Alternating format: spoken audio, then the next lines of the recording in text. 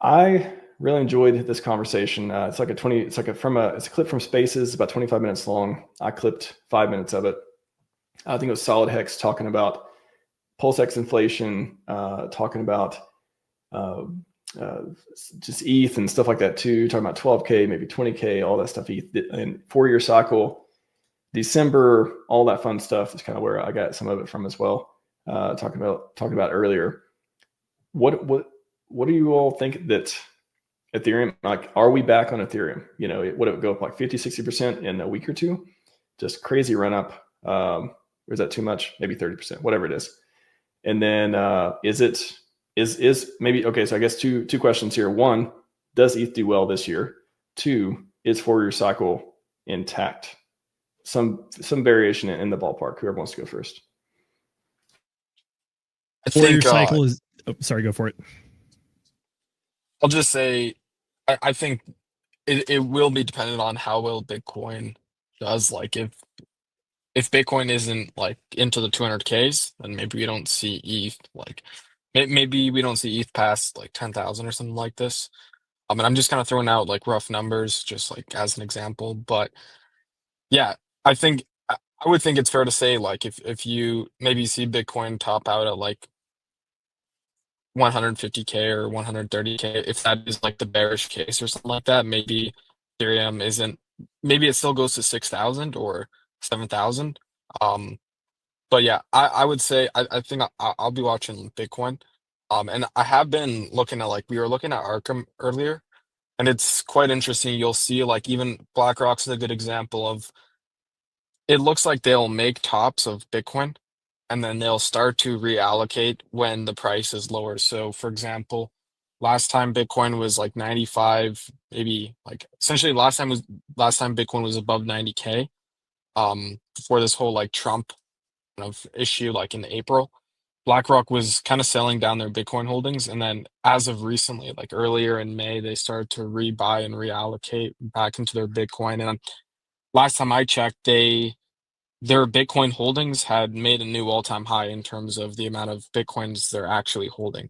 So that it's also quite maybe correlated, maybe it's not like one-to-one or anything like that, but it also kind of matches with the price. You could see a little bit with like Bitcoin just like barely making it back to its like previous all-time high in that same sort of similar time frame. So I think it will depend on like how much these like institutions decide to like bid up these prices and how long, like if they decide to hold on and not sell for like the long term and stuff. So we will see. I think the 4-year cycle is still very much intact. I mean, considering we're flirting with all-time highs right now, we still got 6 months left. No, rugged. Who knows?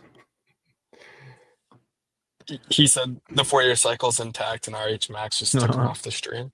That's that's one thing I don't disagree with, or I don't want to disagree with, at least. Thanks, No, Chrome. that's just a joke. But yeah. You got rugged, man. It's the world organization might have rugged you, but go ahead. WorldCoin, they're mad I didn't give them my retina scan, so they're trying to rug me. You gave me your eyeballs. I'll try to pick it up. Giving away too much alpha, so the 4-year cycle is still intact. We still have 6 months left, effectively, if you follow the traditional 4-year timeline. If you go top to top, you can also measure bottom to bottom as well. That's also a very reliable measure as well. But I mean, I think that the old adage that history doesn't repeat, but it rhymes, which is that the cycles don't really repeat, but they usually rhyme. So we're seeing something new in this one. We have a lot of traditional finance money getting in through the ETFs. That's been largely dominant this cycle. And I think it was Kong earlier that's talking about watching the BlackRock inflows and outflows. Yeah, you can absolutely do that. I like going over to coinglass.com. That's where I go look at all that stuff. You can see how each of the different ETFs are making different strategies. So I still think that we're early overall in the space. I don't see a fundamental change. And until I actually see that fundamental change manifest on the charts and the way that the cycle moves, I'm going to assume that the 4-year cycle is going to hold because it's been very reliable up to this point. Nice. Yeah.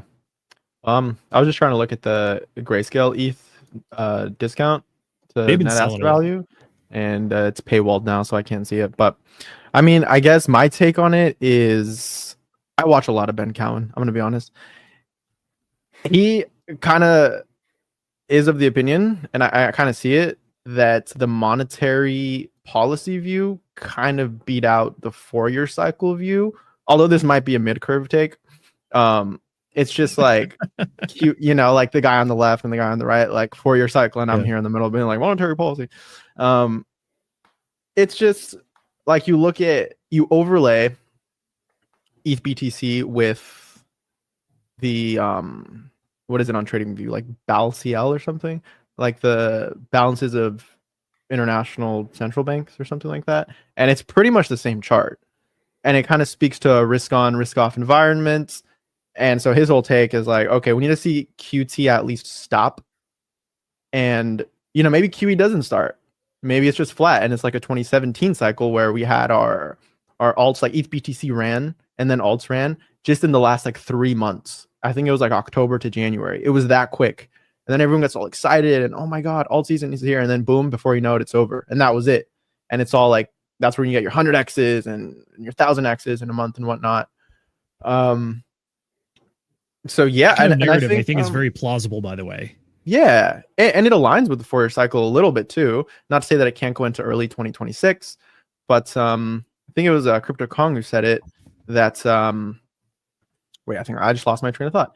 But yeah, Bitcoin needs to cross all-time highs here, get above 110K, and then I think that's when Ethereum can start running a little more and start actually consistently outperforming Bitcoin. And then you see that ETH BTC chart actually go up.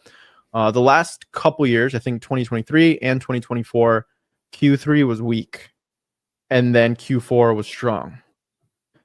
So if it plays out the same as the last 2 years, and it doesn't have to, we might see a lull going into into Q3. We might not. I think it really does depend on whether Bitcoin breaks 110K in the coming, I want to say like next month or so, maybe in 2 months, next few weeks, because it's flirting with all-time highs.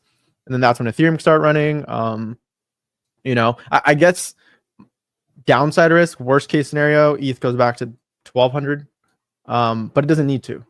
Right. And in that case, maybe ETH BTC does a higher low while or even a double bottom, while Ethereum USD actually does, a higher low on its chart. And then from there, we can finally just run and finish off the cycle strong. Is my hope. Like I'm bullish, right? I think 4-year cycle does have merit. And I think, right, this is a PulseChain bull stream. I'm bullish. So it's just, I want to see Bitcoin go above 110K, Ethereum starts running.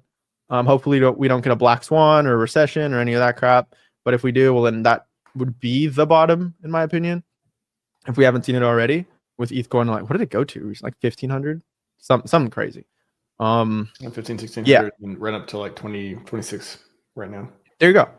And so if Ethereum can get above, obviously, like I think what's the OA's entry price, like 3770. Hopefully the OA learned its lesson to DCA out instead of just full clipping at 3,800, and maybe at 5K we start seeing a little bit of that get sold off. At 6K a little bit sold off, and if we do reach 12K, maybe there's still a little moon bag there. 20K, like I know your targets are, like your stream says on its title 12K, and that clip you showed me shows like 20K ETH. Like maybe we do get that, maybe we don't. Bitcoin only tripled its all-time high last cycle, and this cycle, what would a double or triple be? Like 140, 200. If things are good, maybe we get 240. But even if Ethereum only hits double its last high, like 10K, that's still good, dude. That treasury or that bag is really big. It's a lot of ETH. It's huge. Huge. Billions and billions. And that's a lot of money, dude. Like even if it just doubles, what's 643 times 2? That's 1.3 B. That's a lot of money, dude. And liquidity's thin right now. So yeah. We'll see. It just really depends on Bitcoin, in my opinion, unfortunately. And on like quantitative tightening and all that.